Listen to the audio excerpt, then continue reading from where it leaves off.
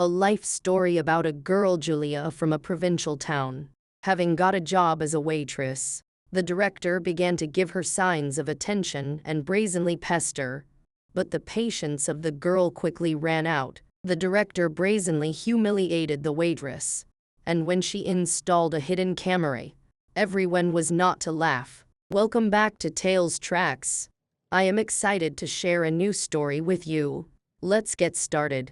You know what spring is like in a resort town when literally 1,000 kilometers to the north, the dark last year's snow mixed with chemicals and roadside mud squelches under the feet of passersby. Meanwhile, you sit on your veranda inhaling the aromas of flowers and shrubs, ready to bloom and fragrant with fresh, unique scents. Two old friends were sitting and chatting merrily about their new, independent lives after high school. The warm breeze lifted and tangled long strands of their hair, the light hems of their flared skirts, and the spring sunshine scattered mischievous freckles across the face of one girl, while gilding the first spring tan on the pretty face of the other. Mischievous and cocky Yulka was the complete opposite of her friend Nastya, a girl with ambition and high expectations for herself and others. Nastya's parents owned a small business in the suburbs of Sochi, and her father's unmarried sister, Margarita, was a woman of willful yet cultured nature.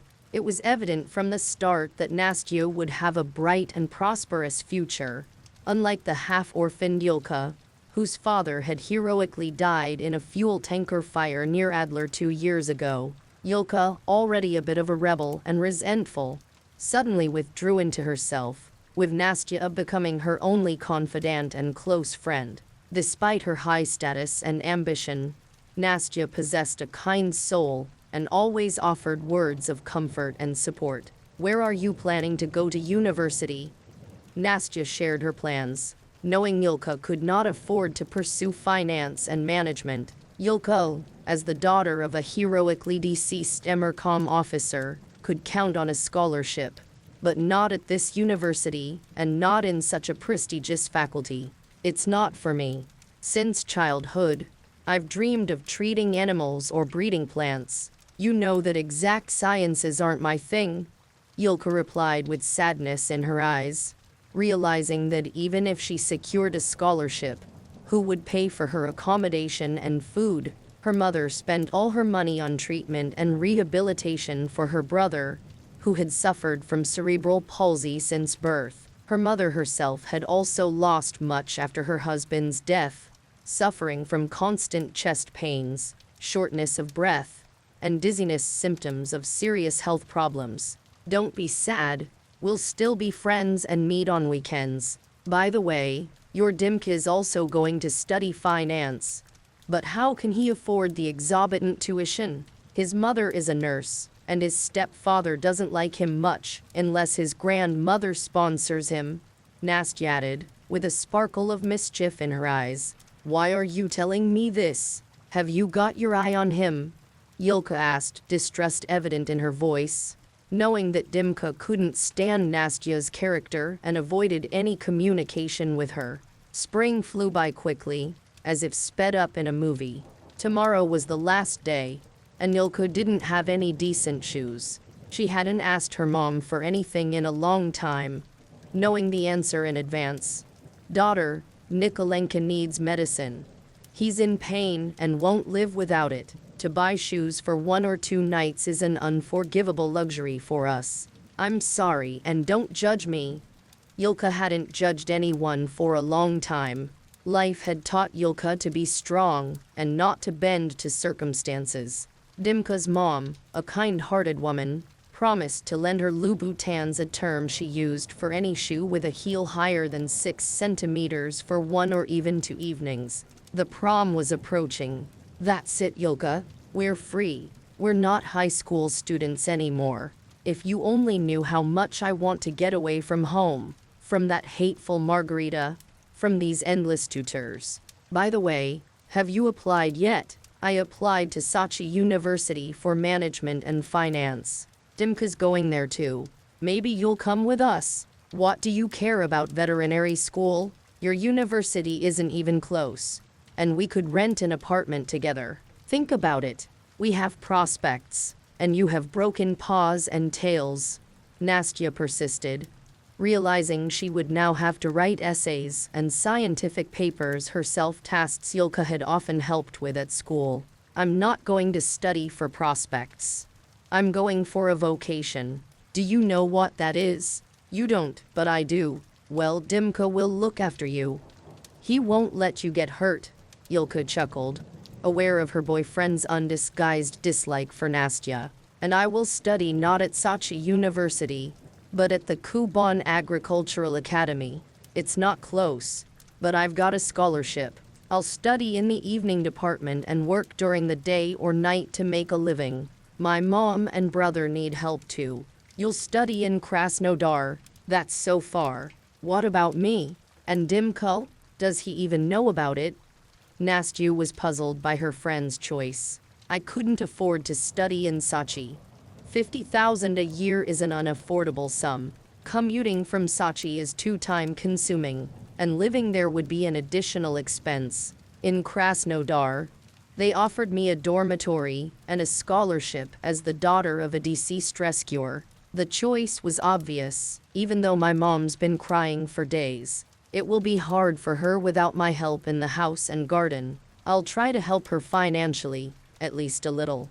The first semester was tough for Yulka. She had never been away from home for long, only visiting her aunt in Adler and her maternal grandmother in Voronezh. She was all alone in Krasnodar, with no friends, relatives, or acquaintances. Later, she discovered that evening students were not entitled to dormitory housing, so she had to find a place to rent. She ended up in a room on the outskirts of Krasnodar, sharing the space with two peculiar individuals, Slavic, a heavy drinker, and Lidmila, a superstitious and shamanistic janitor who performed rituals with tambourines and loudly played chanson on TV. For 5,000 rubles a month, Yulka tolerated it. Finding a job was challenging at first due to her irregular study schedule, which included classes 3 to 4 times a week, often on weekends. She worked on non-school days, taking various jobs such as selling herbs and vegetables at the market and walking dogs for wealthy citizens. This work paid well until one pit bull bit her, tearing her new jeans and blouse. The dog's owner, instead of compensating her, blamed her for provoking the dog with bright lipstick and perfume, even spreading rumors online that Yulka mistreated animals by tying them to a bench while she used her phone. After that incident, Yulka was no longer invited to such profitable work, and there were problems in her trading business. The owner, a greedy and boorish man, was buying spoiled and wilted produce from villagers at throwaway prices and writing off the losses at Yulka's expense. By the beginning of the second semester, Yulka didn't even have enough to pay for her room and hadn't sent money to her mom for a month. How are they, my poor kids? Yulka thought, sitting at the table in the dirty kitchen where yesterday there had been a meeting of the local janitorial community, led by the shamaness Lidmila. Job searches on the internet always ended in failure. No experience, no references, or a salary below the poverty level. Yulka was walking through a neglected public garden near her house when a huge dog blocked her path. He wasn't hostile, just frightened and disoriented. You could tell by his appearance that he belonged to a caring owner. An expensive collar, good grooming, and even a small medal on a chain indicating his accomplishments. What happened to you, doggy? How did you end up in our backwater? Yulka asked, coming closer and examining the collar for a phone number, nickname, or, if she was lucky, the owner's address. Great Marsik. Ho ha ha Marsik. You're a Marcy cat. Your owner has a sense of humor. It's like they wanted a dachshund. But you turned out to be a handsome dog. Come here, I'll pet you. We'll call your owner or mistress and find out how they lost such a beauty. Yulka muttered under her breath, dialing the phone number engraved on the small pendant on his collar. Good afternoon. Excuse me, I've met your Marsik here. Yulka began to explain. Please, don't leave Marciusha. Keep him. He's very young and so foolish. Give me the address. I'll come right away, almost shouted a woman's voice on the phone. No, no, don't worry, I'm holding him tight. I don't think he wants to run away. He's scared and waiting for help from me. Yulka reassured the negligent owner of Marsusia as best she could. How, sometimes, a simple incident can easily change a life. Here is a life turned upside down, and a person comes along and just turns it around 180 degrees, without taking any money, just giving it to you with pockets full of gratitude. It happens like that, honestly. The owner of Marsic was an outrageously unattractive woman. Thin, angular, with protruding, almost adolescent-like ears and an obscenely long nose. She thanked Yulka profusely and offered her money. But Yulka, despite being penniless and in dire need, refused to take it, remembering her father's saying that a free meal is always hard to swallow. Larissa, the name of the not-so-poor dog owner, did not let Yulka go for a long time, telling her about her pet and asking about Yulka's problems and aspirations. Yulka was usually secretive, but there was an inner joy and warmth in this initially unpleasant woman that made her share all the troubles and hardships she had faced. She told Larissa about her father, her sick brother, and her miserable life in this big but unfriendly city. When Larissa found out that Yulka was a future veterinarian, she was overjoyed. You are now under my patronage, sweet creature. I'm not a pool lady. I have connections, and I will find you a job that allows you to manage everything. By the way, how would you like to try your hand at waitressing in a high-end restaurant? Oh, a good friend of mine owns it. He's a dog person too, but he's obsessed with sheepdogs. He's got 3, Lucy, Tara, and Felix. We live in the country in a cottage community. It's all nature, with plenty of room for our charges to run around. He's long retired, and his son-in-law runs the restaurant business. The scoundrel, womanizer, and opportunist like the world has never seen. But my neighbor's daughter loves him. I'm sure he'll give you a job, I'm sure of it. He adores my Marsic, and you are his savior.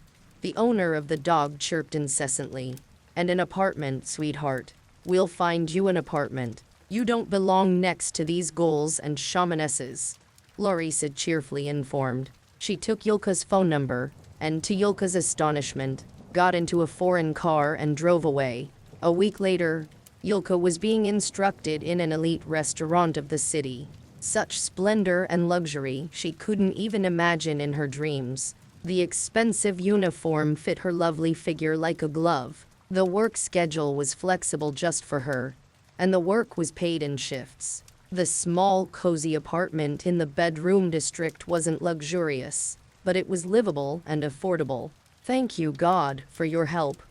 The girl thanked her heavenly patron, having previously little believed in his existence. Yulka's work was going well. She was naturally very clever, had an amazing memory, and was industrious. And how she moved. Yulka had practiced in a dance studio for 5 years before her father died. She went to the city twice a week for classes and wasn't the last student. Aunt Larissa, you've helped me so much. You're so, Yulka chirped into the phone to her new acquaintance. I've saved up enough in 3 shifts to pay for the apartment. And I have time to study. And I'm not as tired as I was when I was selling vegetables. Well, God willing. God bless, baby. I'm calm now and can go on vacation. I don't like this slushy Krasnodar winter. Marsic and I are going to the ocean, where it's eternal summer and there are no mosquitoes. Larissa shared her plans for the coming winter. Have a nice vacation. I won't let you down, and will work hard and honestly, promised Yulka. Before New Year's Eve, there was a frenzy in the restaurant. There was a lot of work to do, and exams were just around the corner. Yulka was doing well in all her subjects, but Latin was difficult. Foreign languages were not her favorite subjects at school, and Dimka had stopped calling altogether and wrote very rarely, though Yulka wrote every day. After evening classes, Yulka decided to go for a walk. The day was gloomy, The end of December was rainy and cold. The phone beeped, signaling a message waiting for her. Oh, Dimachka. Finally. Probably wants to come to me on New Year's Eve. The girl thought hopefully, opening the mail with frozen fingers. Hi. I've been meaning to write to you for a long time, but I didn't have the heart to spoil your New Year's Eve mood. I'm sorry, but it just so happens that Nastyu and I are together now. Don't call or write me anymore. You created this situation yourself by going to study in another city. As they say, out of sight, out of mind. Goodbye. Yulka turned pale. Nastya, he hated that arrogant, rich upstart. How quickly priorities change, she thought, rereading the message over and over. Hey, I'm sorry, I didn't see you come in. I must have been distracted. What can I get you? Here's your menu and wine list, Yulka said with a guilty look, maintaining her queen-like grace and posture. Do. And who do we have here? The new girl? We should thank the personnel officer for finding such lovely fairies to work with. Why don't you get me some coffee, honey? Very strong and very tasty like you. Bring the cream and sugar separately. I'll mix it myself. And hurry up, or I'll miss you, the latecomer ordered with a wry smile. He must be a regular, since he knows everyone here and noticed that I've been here recently, Yulka thought, placing the order. Your coffee, cream and sugar separately. Anything else you want? She asked the night guest. Come closer, please. I'm so clumsy. I always spill the cream. Would you be so kind as to pour it yourself?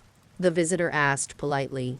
Yulka, suspecting nothing, leaned over the table to pour the cream into the coffee. As she did, the man inadvertently touched her thigh. She jumped back sharply.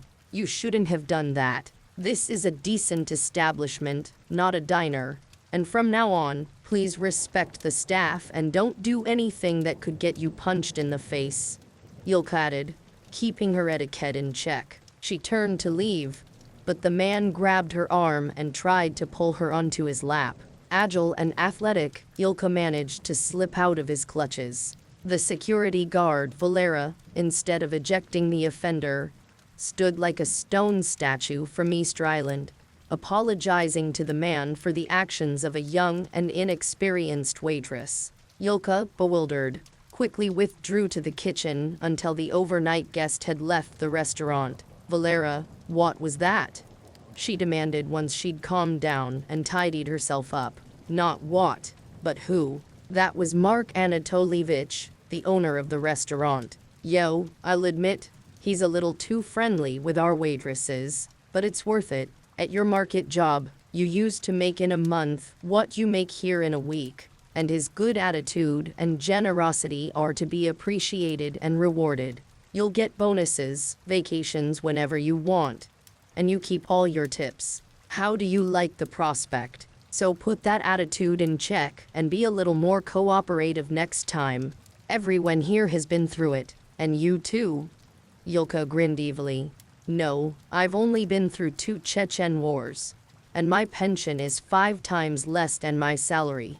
I handle relations with drunken customers, not the owners. So don't call me again if Mark gets handsy.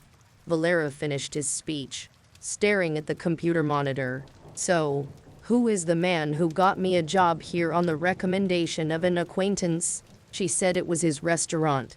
Yulka questioned her partner, a very pretty and slim Tatar girl named Zulia. Mark is the owner's son-in-law, kind of like a manager. The owner's daughter loves her dog, and if you say a word against him, she'll point you to the door, claiming we're molesting him and all that. Oh, Yulia, many have been in your position before. Those who urgently need the job put up with it. But those who are very principled don't stay here for more than a couple of months. Slow down. It's not your case. You're in a bad situation, aren't you? He only needs you a couple of times, and then he'll move on to someone else. Get over it, so no one can do anything about it. Can't we complain to his father-in-law, even if his daughter is clueless?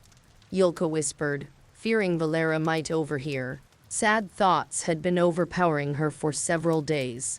After the new year, the session began.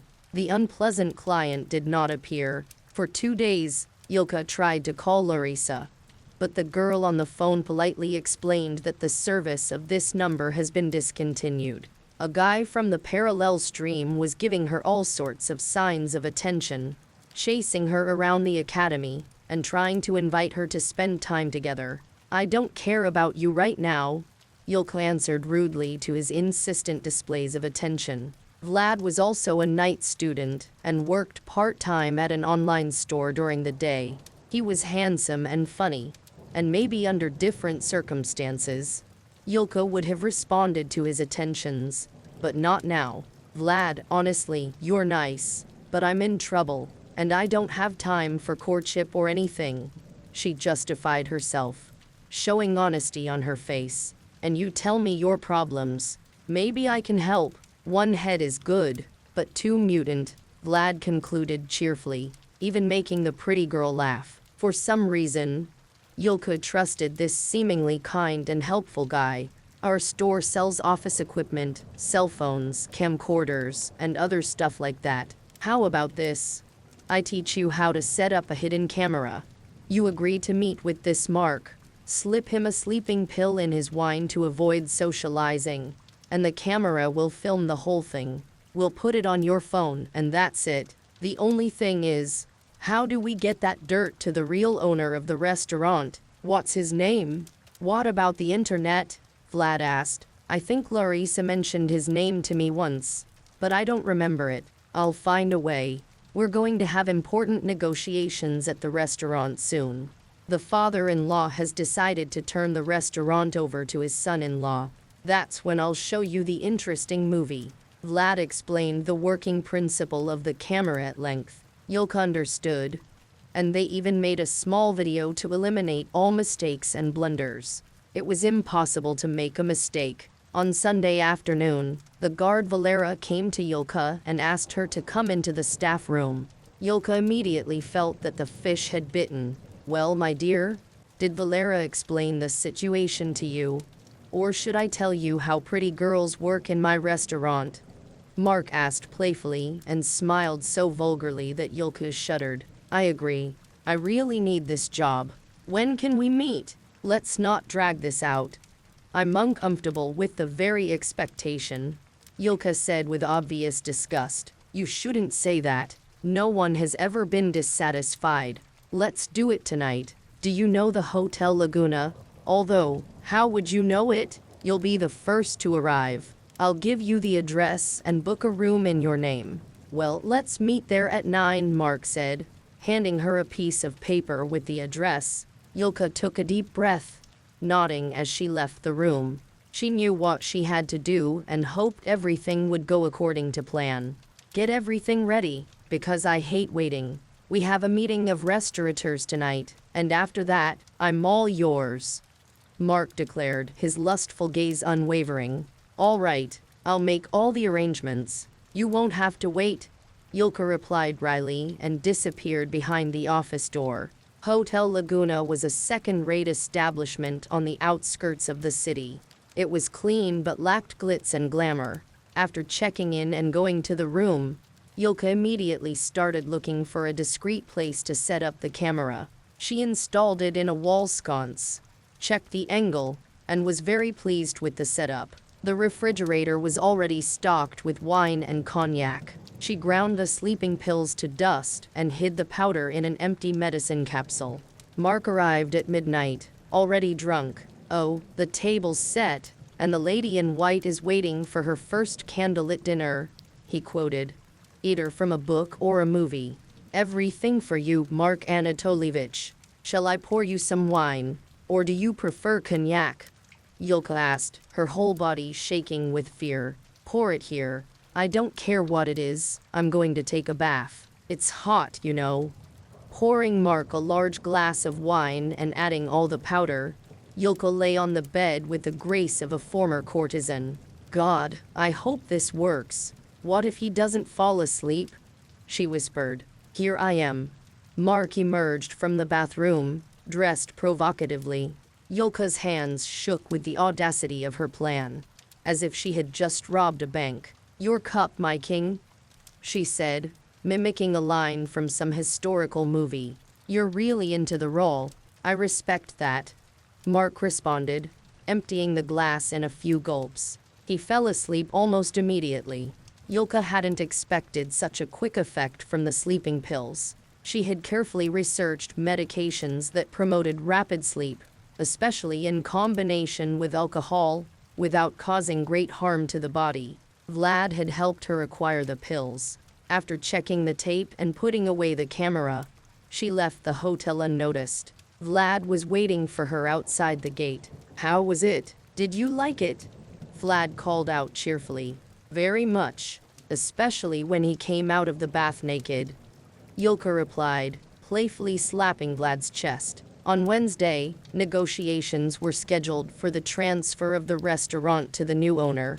Mark was impeccable, dressed in an expensive suit, and hand in hand with his wife. They entered the meeting room where the old owner, an elderly man with a cane and round spectacles, was waiting. He didn't look very rich or perhaps disliked showiness. Light music played in the background. There were a couple of other people present, a lawyer and one of the old owner's friends, also a restaurateur. Just before the papers were signed, a courier brought a package labeled urgent viewing and handed it to the elderly man. "What the hell? Who brought this? I hate intrigue," muttered the old restaurateur, inserting the flash drive into his laptop. "What is it, Mark? I ask you.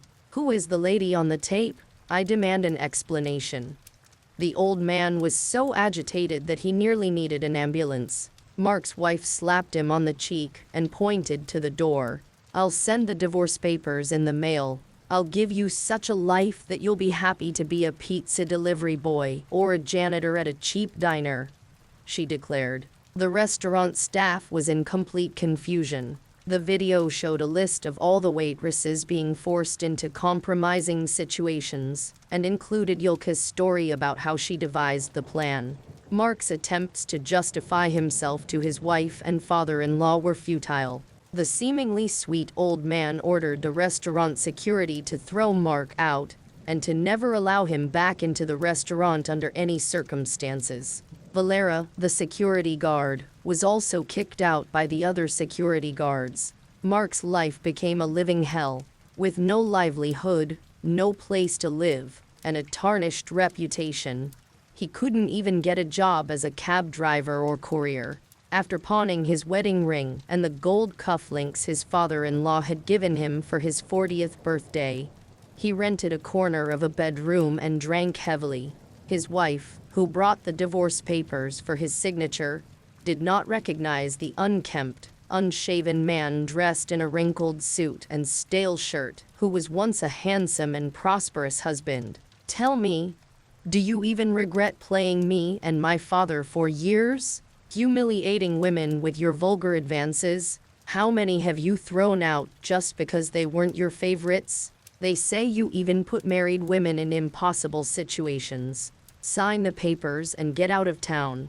You'll never find work here. Daddy's taken care of that," she advised, getting his signature before walking out of his life forever. Mark packed his bags to leave this beautiful southern city for good and head to his mother in the Lipetsk region. He hadn't seen her in almost 10 years, hadn't called or written, and didn't even know if she was alive or dead. The only beloved child in a family of teachers had become a mean, lustful, soulless man.